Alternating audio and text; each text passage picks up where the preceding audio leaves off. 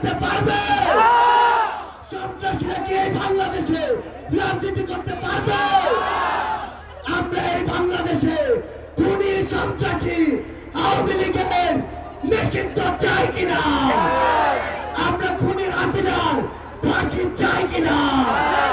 সবাই একসাথে আজকে বাইতুল মোকাররমের এখানে স্লোগান দিতে হবে,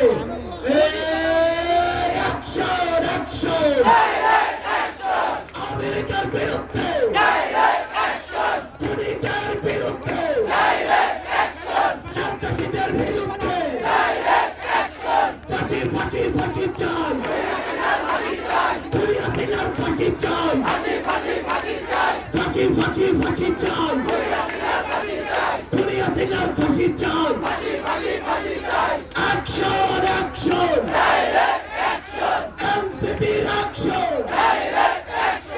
এনসিপির অ্যাকশন, ছাত্র জনতার অ্যাকশন, এই সবাই একসাথে বলতে হবে ইনকিলাব ইনকিলাব, ইনকিলাব ইনকিলাব, দিল্লি না ঢাকা,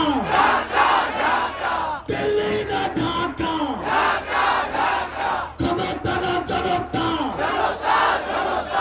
আপোষ না সংগ্রাম, দালালি না রাজপথ, দিয়েছি তো রক্ত, আরো দেব রক্ত, রক্তের বন্যায় ভেসে যাবে অন্যায়, আবু সাঈদ মুক্ত, শেষ হয়নি যুদ্ধ, শহীদ ওয়াসিম মুক্ত, শেষ হয়নি যুদ্ধ, আমাদের যুদ্ধ এখনো শেষ হয়নি। আমাদের এই লড়াই, এই যুদ্ধ ততদিন চলবে যতদিন না এই বাংলাদেশের মাটি থেকে খুনি সন্ত্রাসী আওয়ামী লীগ নিশ্চিহ্ন না হচ্ছে। ইনকিলাব জিন্দাবাদ।